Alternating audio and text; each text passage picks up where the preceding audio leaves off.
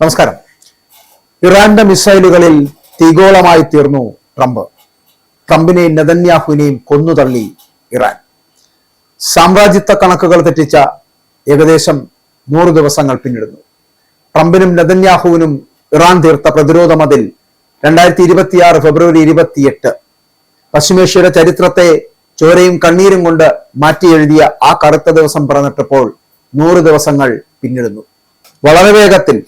വളരെ വേഗത്തിൽ സമാനതകളില്ലാത്ത പ്രഹരശേഷിയുടെ അവസാനിപ്പിക്കുമെന്ന് അമേരിക്കൻ പ്രസിഡന്റ് ഡൊണാൾഡ് ട്രംപ് പ്രഖ്യാപിച്ച അധിനിവേശ യുദ്ധം ഇന്ന് 100ാം ദിവസത്തിലേക്ക് കടക്കുമ്പോൾ തകർന്നടിഞ്ഞത് അമേരിക്കയുടെയും ഇസ്രായേലിന്റെയും യുദ്ധക്കണക്കുകളാണ്. ലോകത്തിലെ ഏറ്റവും വലിയ സാമ്രാജ്യത്വ ശക്തിയും അവരുടെ സഖ്യകക്ഷിയായ ഇസ്രായേലും ആധുനിക ആയുധ ശേഖരങ്ങളുമായിട്ട് ഒരു പരമാധികാര രാഷ്ട്രത്തിന് മേൽ അനാവശ്യമായി അടിച്ചേൽപ്പിച്ച ഈ ക്രൂരമായ യുദ്ധം ഇറാനെ തകർക്കാൻ ലക്ഷ്യമിട്ടുള്ളതായിരുന്നു. എന്നാൽ ബോംബുകൾ വർഷിച്ച അധിനിവേശ ശക്തികൾക്ക് മുന്നിൽ മുട്ടുമടക്കാതെ സ്വന്തം മണ്ണും പരമാധികാരവും സംരക്ഷിക്കുവാൻ ഇറാനിയൻ ജനത നടത്തുന്ന സമാനതകളില്ലാത്ത പ്രതിരോധത്തിന്റെ കഥയാണ് ഈ 100 ദിവസങ്ങൾ ലോകത്തോട് പറയുന്നത് എന്നുള്ളതാണ്. വൻ ശക്തികളുടെ അഹങ്കാരത്തിന് മേൽ തങ്ങളുടെ സാംസ്കാരിക പൈതൃകവും ആത്മബലവും കൊണ്ട് ഇറാൻ തീർത്ത പ്രതിരോധ മതിൽ പശ്ചിമേഷ്യയിലെ പുതിയ ശക്തി സമവാക്യങ്ങളുടെ തെളിവാണ്. ഏതൊരു യുദ്ധത്തിന്റെയും ഏറ്റവും വലിയ ഇരകൾ നിഷ്കളങ്കരായ മനുഷ്യരാണ്. അമേരിക്കയിലെയും ഇസ്രായേലിലെയും ഭരണാധികാരികളുടെ രാഷ്ട്രീയ താല്പര്യങ്ങൾക്ക് വേണ്ടി ഇതുവരെ പൊലിഞ്ഞത് 7000-ഓളം മനുഷ്യജീവനുകളാണ്. എന്നാൽ ഇതിൽ ഏറ്റവും ക്രൂരമായ വസ്തുത, യുദ്ധത്തിന്റെ പ്രഥമ ലക്ഷ്യമായി പ്രഖ്യാപിക്കപ്പെട്ട ഇറാനേക്കാൾ കൂടുതൽ ഇന്ന് ചോര ഒഴുക്കുന്നത് ലബനനിലാണ് എന്നതാണ്. ഇസ്രായേലിന്റെ ക്രൂരമാട്ട വ്യോമാക്രമണങ്ങളിൽ ലബനനിൽ മാത്രം 3593-ലധികം സിവിലിയന്മാർ കൊല്ലപ്പെട്ടു. ഇറാനിൽ 3468 പൗരന്മാർക്ക് ജീവൻ നഷ്ടമായി. ഇസ്രായേൽ ഭരണകൂടത്തിന്റെ അതിക്രമങ്ങൾക്കെതിരെ ഇറാൻ നടത്തിയ ശക്തമായിട്ടുള്ള പ്രത്യാക്രമണങ്ങളിൽ 26 ഇസ്രായേലികളും 13 അമേരിക്കൻ സൈനികരും കൊല്ലപ്പെട്ടു. ഈ കണക്കുകൾ വെറുമൊരു സംഖ്യയല്ല, മറിച്ച് സാമ്രാജ്യത്വ മോഹങ്ങൾ തകർത്ത് കളഞ്ഞ ആയിരക്കണക്കിന് കുടുംബങ്ങളുടെ സ്വപ്നങ്ങളാണ്. അധിനിവേശ ശക്തികളുടെ പ്രധാന ലക്ഷ്യം സൈനിക താവളങ്ങളാണ് എന്ന പാശ്ചാത്യ മാധ്യമങ്ങളുടെ കള്ളപ്രചരണങ്ങളെ പൊളിച്ചടുക്കിക്കൊണ്ട് ഇറാനിലെയും ലബനിലെയും 3 ദശലക്ഷത്തിലധികം വരുന്ന സാധാരണക്കാരാണ് സ്വന്തം വീടും സമ്പാദ്യവും ഉപേക്ഷിച്ച് അഭയാർത്ഥികളാകേണ്ടി വന്നത്. അടിസ്ഥാന സൗകര്യങ്ങളും പൗരന്മാരുടെ പാർപ്പിടങ്ങളും ബോധപൂർവം തകർത്ത് ജനങ്ങളെ മാനസികമായി തകർത്തുക എന്ന അമേരിക്കൻ ഇസ്രായേൽ തന്ത്രത്തിന് മുന്നിൽ ദുരിതാശ്വാസ ക്യാമ്പുകളിൽ പട്ടിണി കിടന്നും ഇറാനിയൻ ജനത തങ്ങളുടെ രാജ്യത്തോട് കൂറു പുലർത്തി എന്നുള്ളതാണ്. ഏപ്രിൽ 17 ഒരു പ്രത്യേക വെടിനിർത്തൽ പ്രഖ്യാപിച്ചിട്ടും അന്താരാഷ്ട്ര നിയമങ്ങളെ കാറ്റിൽ പറത്തിക്കൊണ്ട് ഇസ്രായേൽ സൈന്യം തെക്കൻ ലബനനിൽ തങ്ങളുടെ അധിനിവേശം തുടരുകയാണ്. ലബനന്റെ പ്രധാനമന്ത്രിയായിട്ടുള്ള നവാസ് സലാം വിശേഷിപ്പിച്ചതുപോലെ ഇതൊരു ചുട്ടുപൊള്ളിക്കുന്ന നയവും കൂട്ടായ ശിക്ഷയുമാണ് എന്നാണ്. നൂറ്റാണ്ടുകൾ പഴക്കമുള്ള ഗ്രാമങ്ങളെയും നഗരങ്ങളെയും തകിടം മറിച്ചുകൊണ്ട് ഇസ്രായേൽ സൈന്യം ഇപ്പോൾ ലബനന്റെ 1/5 ഭാഗം, അതായത് ഏകദേശം 2000 ചതുരശ്ര കിലോമീറ്റർ പ്രദേശം അനധികൃതമായി കൈവശപ്പെടുത്തിയിരിക്കുന്നു.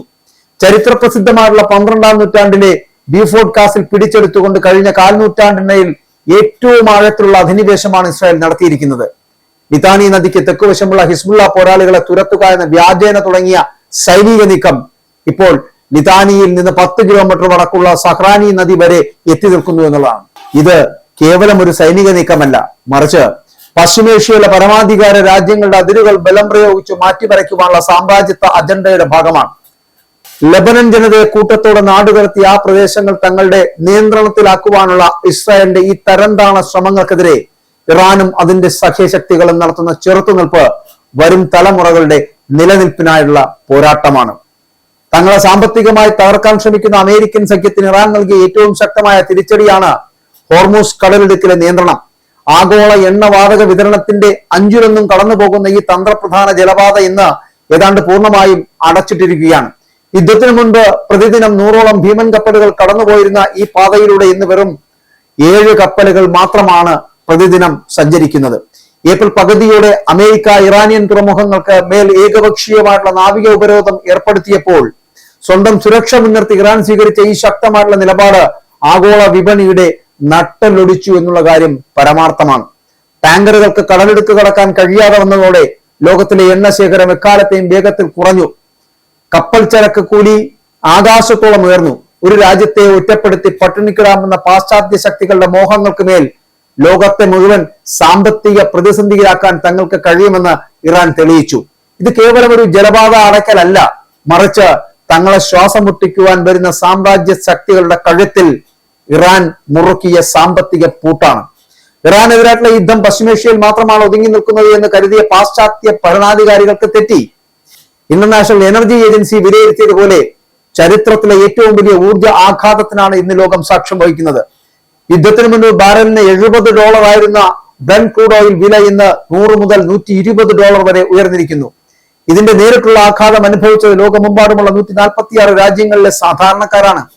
ഗൾഫ് എണ്ണയെ ആശ്രയിക്കുന്ന ഏഷ്യൻ രാജ്യങ്ങളായിട്ടുള്ള മ്യാൻമാറിൽ പെട്രോൾ വില 90%, ആഫ്രിക്കൻ രാജ്യമായിട്ടുള്ള നൈജീരിയയിൽ 50%, ലാറ്റിൻ അമേരിക്കയിലെ പെറുവിൽ 40% വർദ്ധിച്ചു എന്നുള്ളതാണ്. എണ്ണവില വർധനവ് കേവലം വാഹന ഇന്ധനത്തിൽ മാത്രം ഒതുങ്ങിയില്ല. നിത്യോപയോഗ സാധനങ്ങൾ, വെള്ളക്കുപ്പികൾ, ഡിറ്റർജന്റുകൾ എന്നിവയുടെ വില കുതിച്ചുയർന്നു. പ്രകൃതിവാതകത്തെ ആശ്രയിച്ചുള്ള രാസവളങ്ങളുടെ ഉത്പാദനം തടസ്സപ്പെട്ടതോടെ ആഗോള ഭക്ഷ്യവിതരണ ശൃംഖല തന്നെ അപകടത്തിലായി. ലോകബാങ്കും IMF മുന്നറിയിപ്പ് നൽകുന്നത് പോലെ ആഗോള GDP ചുരുങ്ങുകയും ലോകം ഒരു വൻ സാമ്പത്തിക മാന്ദ്യത്തിലേക്ക് നീങ്ങുകയും ചെയ്യുകയാണ്.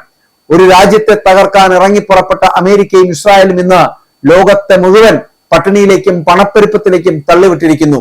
അപ്പോൾ ഈ യുദ്ധം വെറും ഒരു സൈനിക അധിനിവേശം മാത്രമാണോ? അല്ല, മറിച്ച് ചില നിക്ഷിപ്ത താല്പര്യക്കാരുടെ സാമ്പത്തിക കൊള്ളയ്ക്കുള്ള വേദിയാണ് എന്ന ആരോപണം അത് ശക്തമാണ്. അമേരിക്കൻ പ്രസിഡന്റ് ഡൊണാൾഡ് ട്രംപ് തന്റെ ട്രൂത്ത് സോഷ്യൽ എന്ന മാധ്യമത്തിലൂടെ നടത്തുന്ന ഓരോ പോസ്റ്റുകളും ആഗോള വിപണിയിൽ കോടിക്കണക്കിന് ഡോളറിന്റെ ഏറ്റക്കുറച്ചിലുകളാണ് ഉണ്ടാക്കുന്നത്. അമേരിക്കൻ ഓഹരി സൂചികയായിട്ടുള്ള SP 500 മാർച്ച് അവസാനം വരെ 9.1% ഇടിഞ്ഞു. വെടിനിർത്തൽ കിംവദന്തികൾ പരത്തി വിപണിയെ മുകളിലേക്ക് ഉയർത്തുകയും പിന്നീട് പ്രസ്താവനകളിലൂടെ ഇടിച്ചു താഴ്ത്തുകയും ചെയ്യുന്ന ഒരു വിചിത്രമായ കളിക്ക് അമേരിക്കൻ നേതൃത്വം നൽകുകയും ചെയ്യുന്നു. ക്വിൻസി ഇൻസ്റ്റിറ്റ്യൂട്ടിലെ ഹാദി കഹൽസാദയെ ചൂണ്ടിക്കാണിക്കുന്നത് പോലെ ട്രംപുമായി അടുത്ത ബന്ധമുള്ള വൻകിട കോർപ്പറേറ്റുകളും പശ്ചിമേഷ്യയിലെ ചില സാമ്പത്തിക ശക്തികളും ചേർന്ന് വിപണിയിലെ വലിയ തോതിലുള്ള കൃത്രിമത്വം കാണിക്കുന്നുണ്ടോ എന്ന് അമേരിക്കൻ റെഗുലേറ്റർമാർ പോലും സംശയിക്കുന്നു. യൂറോപ്യൻ സൂചികകളായിട്ടുള്ള അതുപോലെ തന്നെ ജർമ്മൻ സൂചികകളായിട്ടുള്ള ഏഷ്യൻ വിപണികളുടെ നിക്കയും ഒക്കെ ചരിത്രത്തിലെ ഏറ്റവും വലിയ തകർച്ചയാണ് നേരിട്ടുകൊണ്ടിരിക്കുന്നത്. എന്നാൽ ഈ യുദ്ധക്കനലുകൾക്കിടയിലും പാശ്ചാത്യ രാജ്യങ്ങളിലെ വലിയ എണ്ണ കമ്പനികളും കൃത്രിമ ബുദ്ധി മേഖലയിലെ ചില വൻകിട കമ്പനികളും ലാഭം കൊയ്യുന്നു എന്നത് ഈ യുദ്ധത്തിന് പിന്നിലെ കച്ചവട കണ്ണുകളെ തുറന്നു കാട്ടുന്നു. സമാധാനത്തിന് ഇറാൻ എപ്പോഴും തയ്യാറായിരുന്നു എന്നതിന്റെ തെളിവാണ് പാകിസ്ഥാന്റെ മധ്യസ്ഥതയിൽ ഏപ്രിൽ 8 പ്രഖ്യാപിച്ച 2 ആഴ്ചത്തെ വെടിനിർത്തൽ. ഹോർമൂസ് കടലിടുക്കിലൂടെയുള്ള കപ്പൽ ഗതാഗതം ഭാഗികമായിട്ട് അനുവദിക്കാൻ പോലും ഇറാൻ തയ്യാറായിരുന്നു. എന്നാൽ നയതന്ത്രത്തെയും സമാധാന ശ്രമങ്ങളെയും സാമ്രാജ്യത്വം എങ്ങനെയാണ് കാണുന്നത് എന്നതിന് തൊട്ടടുത്ത മണിക്കൂറുകൾ സാക്ഷ്യം വഹിച്ചു എന്നുള്ളതാണ്. വെടിനിർത്തൽ പ്രഖ്യാപിച്ചു മണിക്കൂറുകൾക്കകം ഇസ്രായേൽ ലബനനിൽ 100-ലധികം വ്യോമാക്രമണങ്ങൾ നടത്തി 280 പേരെ കൊന്നൊടുക്കി. ഏപ്രിൽ 11, 12 തീയതികളിൽ പാകിസ്ഥാൻ നടന്ന ചർച്ചകളിൽ എല്ലാ പ്രധാന വിഷയങ്ങളിലും ധാരണയിലെത്തിയെങ്കിലും ഇറാന്റെ പരമാധികാരത്തിന് മേൽ കൈവയ്ക്കുന്ന ആണവ നിബന്ധനകൾ അമേരിക്ക മുന്നോട്ട് വെച്ചതോടെ ചർച്ചകൾ പരാജയപ്പെടുകയായിരുന്നു. ഇറാന്റെ ന്യായമായ എതിർ നിർദ്ദേശങ്ങളെ ചവർ എന്ന് വിളിച്ച് അഹങ്കാരത്തോടെ തള്ളിക്കളഞ്ഞ ട്രംപ് ഉടൻ തന്നെ ഇറാനിയൻ കപ്പലുകൾക്ക് മേൽ നാവിക ഉപരോധം ഏർപ്പെടുത്തി. മിഡിൽ ഈസ്റ്റ് കൗൺസിലിലെ ഒമർ റഹ്മാൻ വ്യക്തമാക്കുന്ന പോലെ ഒരു പ്രൊഫഷണൽ കരാറിന് പകരം കേവലം ഒരു തൂവാലയുടെ പുറകിൽ 10 പോയിന്റുകൾ എഴുതി ഒപ്പിടാൻ ആഗ്രഹിക്കുന്ന ഒരു തരംതാണ ബിസിനസ് തന്ത്രമാണ് ട്രംപ് പയറ്റുന്നത് എന്നുള്ളതാണ്.